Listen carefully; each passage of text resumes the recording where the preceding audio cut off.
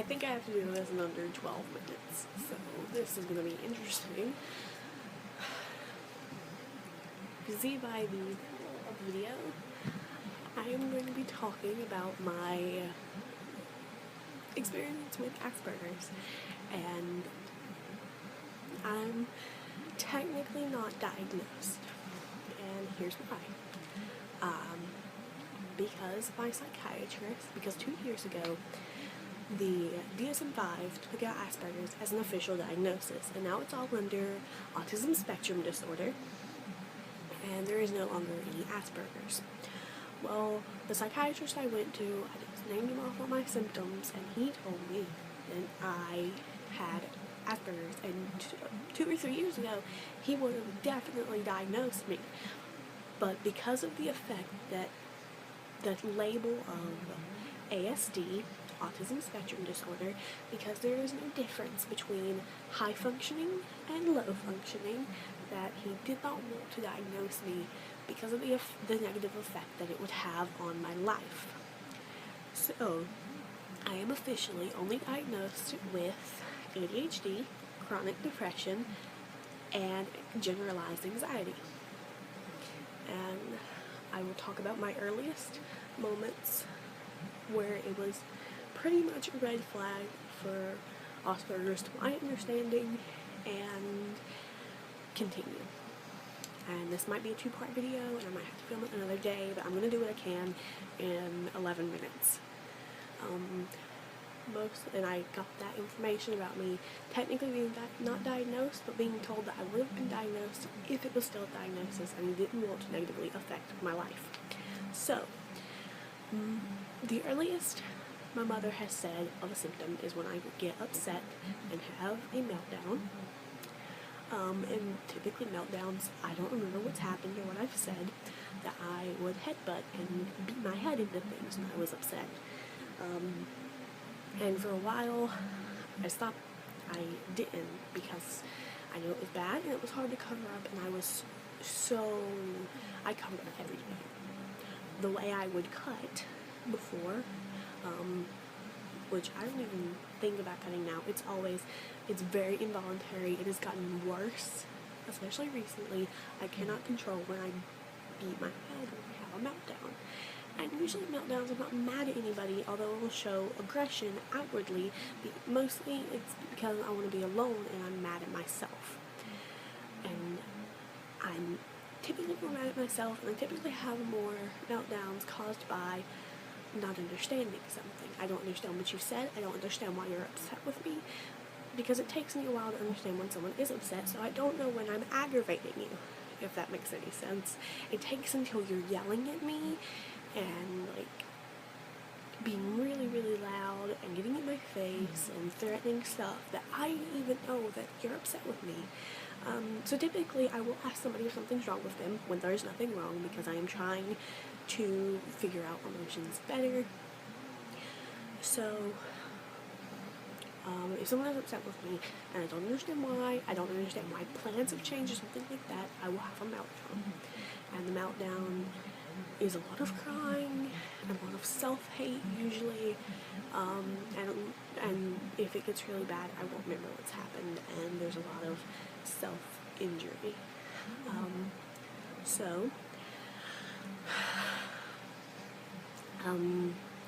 Earlier in my life, my mom says I used to toe walk, which the psychiatrist said is an example of something a kid with Asperger's would do.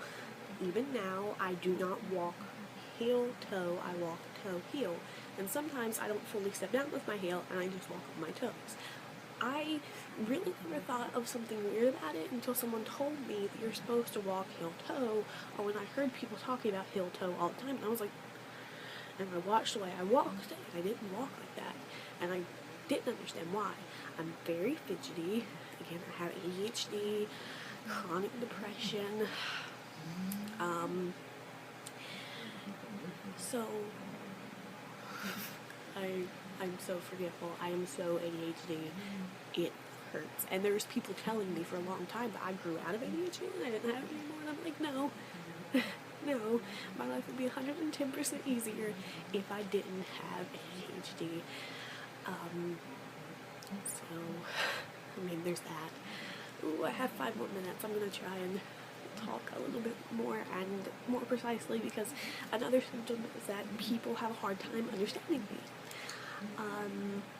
And I have to repeat myself, and I usually use really, like, metaphors that make sense in my head and make sense to somebody else. So my family, who did understand me, would order for me and talk to people for me and talk to the doctor for me, because it took a while for people to understand me, which usually made me not talk to people and make me seem as shy. Or I would get shy because people wouldn't understand me, and I didn't want to talk to anybody because nobody understood me. So that was a big factor in my life, not caring about things. If I don't have this one interest that I'm interested in, but if I'm not interested, like it is black and white. If I'm interested in it, I'll go do it. If I'm not interested in it, I don't care about it. That can go for personal hygiene, cleanliness, activities with friends, anything like that. I won't go. I don't want to do it. I'll be miserable the whole time. It's very black and white. I do like to try new things, and I am very spontaneous.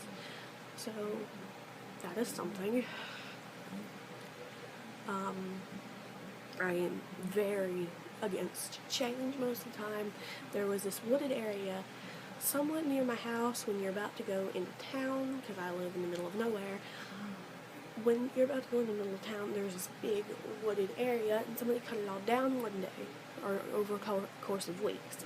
Well, I didn't go out, or we would only go to one point, one city, or versus the town, and you would go to the town to go that way, and the city to go that way, and I didn't see it being cut down. And I cried for weeks every time I saw it that it was cut down. I am so against change. I do have abandonment issues, and that's, I guess, what pushed them thinking like the borderline so hard. But that's mostly because of my dad, and I wasn't treated badly as a kid. I was very well taken care of. I did live with my grandmother for a very long time, and my mom lived exactly next door. And there was a time when even the doctors misunderstood what I was saying and thought I was saying something completely different from what I was saying. I talk fast, especially if I'm interested in something. I will talk fast. But I don't want to talk before time runs out. Oh my god. Oh, I don't want to mess this up. I don't want to... Oh, it's so bad. Okay. I'm trying to read off my other phone for notes. I can't remember what I was doing. If I get distracted, I cannot go back. Instead of being avoiding stuff, I am very seeking. I am very texture seeking, very tactile seeking, very sound seeking, except for people. I cannot stand being in crowds. It makes me very nervous. It gives me anxiety. I will usually cry if I'm in the middle of a group of people. I went on the subway in my New York trip and I cried. I couldn't help it. I felt so overwhelmed by so many people being around me. If I'm sitting in the middle of a car seat, there's someone here, and there's someone here, 2 people in front, or just 2 people on my side, I cannot breathe mostly, and it's just people that make me feel claustrophobic. People's voices get me very distracted. I cannot be in a classroom full of people and not have, like, sound, like music or something running in my ears, so I cannot hear all people's conversations. That's the only really avoidance I have is people. And I feel like this alien species that's been dropped off on Earth and has to pretend to be human and understand humans, and it's so very hard. I feel like Gur, mostly, from Invader Zim, where he has the dog suit, so he has to dress up to fit society and try to fit in, not get, so people don't get suspicious of him. And I really do feel like an alien compared to a lot of people. I just don't understand them. I talked about my very bad coordination, my meltdowns. I think I got everything, to be honest. My repetition things, a shower curtain has to be closed if I'm in the bathroom. The bubbles on a lid have to be popped downward. I shower in the dark. I've done that since I was a kid, but it's very hard for me to concentrate in the shower if I'm not in the dark. I have to pee exactly before bed. I don't care if I peed 3 minutes, 2 minutes ago, even 1 minute ago. If I've just decided I'm gonna go to sleep, I have to go again. And I live on a loft bed. That's a lot of work. And I have this attachment to inanimate objects. I bring a purse everywhere I go. I bring some type of outerwear everywhere I go. It works as a security blanket. It makes me feel less anxious. I have way more of an attachment to things than people. So there is just so many symptoms. And it feels so great to have someone listen to me and see my symptoms for what they are. I've been put on 2 medicines, so I am being treated for it despite not being diagnosed with it. I'm on a mood suppressant, which is usually put for OCD people to help me calm down. I am on anxiety medicine, and that's what I'm on mentally right now. I was on an antidepressant for a little bit, but I hated the way it made me feel. And before anybody asked, so, because this bothers me when people wear them in videos and you don't know what their shirt says. It says, I got your back. So, and no one in my family talks like me. He asked me that question if the metaphors I used, like anybody in my family used them. And I said, no, there's no history of them in my family that I know of. My dad was diagnosed with bipolar disorder, but I know I don't have that.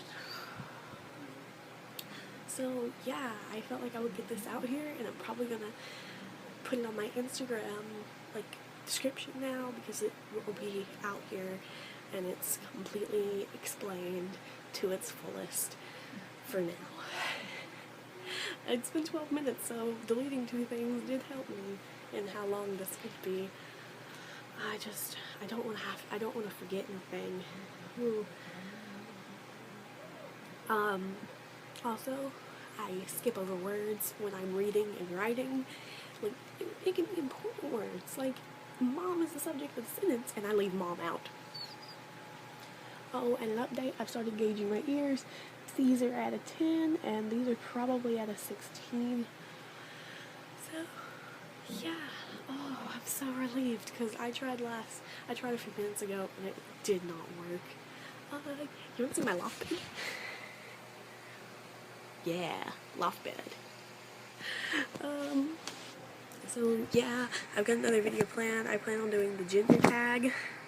Hope I can do it in my time limit. Oh. And I want to do more books, video about books, because there's 4 piles of books. I can show you. Here is 4 piles of books. There's books. There's books, if you can see. Too high. This is all books. You probably can't see it. There's all books. There's 2 boxes overflowing in my closet of books. So, I have books everywhere. Reading is how I escape my own reality and make myself feel a little bit more normal and not like an alien creature. Whew. I'm out of breath. So, yeah. I was called crazy in school. I was bullied. There was a lot of name calling because people didn't understand what was wrong with me, and neither did I. Especially after this time in the 6th grade, I had a meltdown. I didn't understand why I was in trouble. It was for high flyers. I think I tried talking about this and didn't finish my statement. And everyone was rowdy, so we had to go get our stuff and go back to our seat. Well, I just saw a girl go get her plate and go back to her seat. So I was like, oh, I have to go get mine. We went and got it, and I got in trouble for getting out of my seat. And I was so confused. I'm still so confused why I got in trouble. And I told the teacher I was going to go and kill myself. So yeah, I've had a pretty rough time with it. I've never wanted to be Miss Popular. I've always been outcast. Outcast and proud.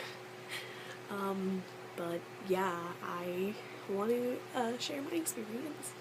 and whether or not you guys think I should be diagnosed officially with autism spectrum disorder, or it would have too much of a negative impact, because that literally is his only reason, is that the label would have a negative impact on my life.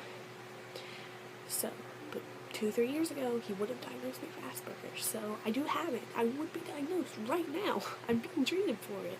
So, I don't know what I should do, really. But thanks for listening, if you have. This is I know I'm talking really fast because I was so worried that it would cut out 12 minutes, because it just did, and I deleted a couple things so it wouldn't. So, yeah, I'm very grateful for you watching. Thank you. If you have any opinions, put them in the comments, and I will be hopefully putting up the gender tag soon. Hopefully, because I am agender, and I want to talk about that, and how I have dysphoria just because I don't feel like I'm a human being, mostly. So, I really don't. I feel so out of place as a human, and that I just hope I've covered everything that I'm supposed to cover, because I have my list. Oh god, that's right, I'm so sorry. It's nighttime right now. It is like, is it really 4 a.m.? No, it is not 4 a.m. It's 2:52. I am a night owl by core.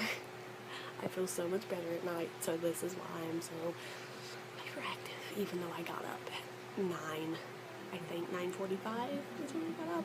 I took a nap, like a 3-hour nap. It wasn't good, but I took it.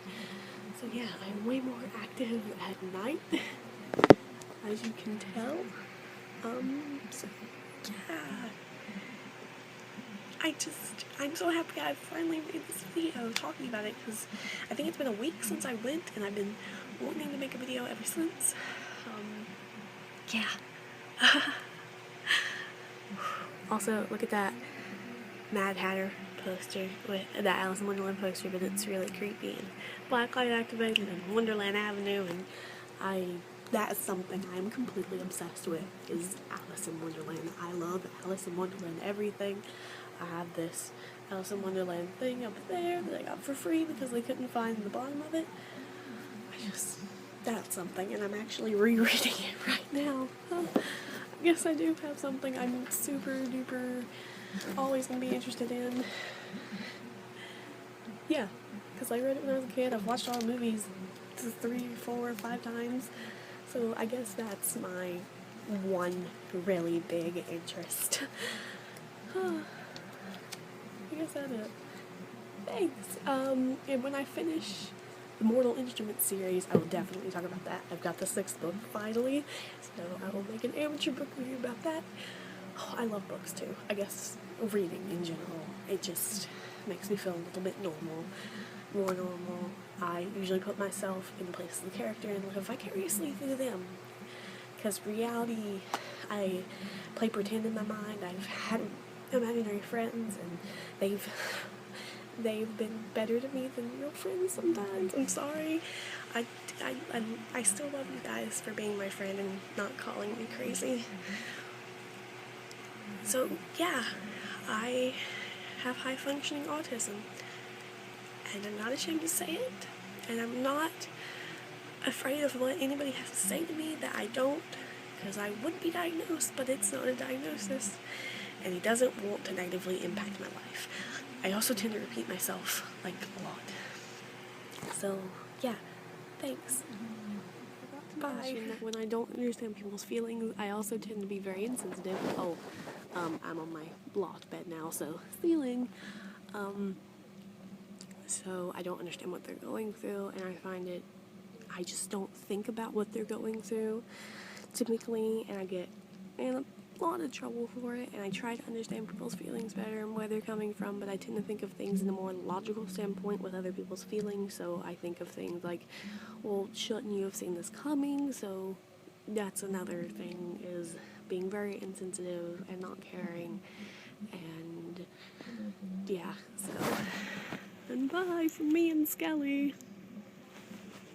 That's my last update, April. Another scenario I wanted to talk about really quickly in the second grade, they forced me to get on some kind of medication, which is when I got on ADHD medicine until I was in the sixth grade, and my mom was very much in denial about my mental health this entire time, did not want me on medicine. So this one time, I remember very clearly when I had a plan for something and it was taken away from me and I didn't understand why and I refused to get out from under the table. They told us that we could bring a movie the next day and we'll watch it for recess because it was supposed to be raining, and when it didn't rain, they were going to go outside, and I didn't want to. I refused to go outside. I was going to watch my movie. I felt I was lied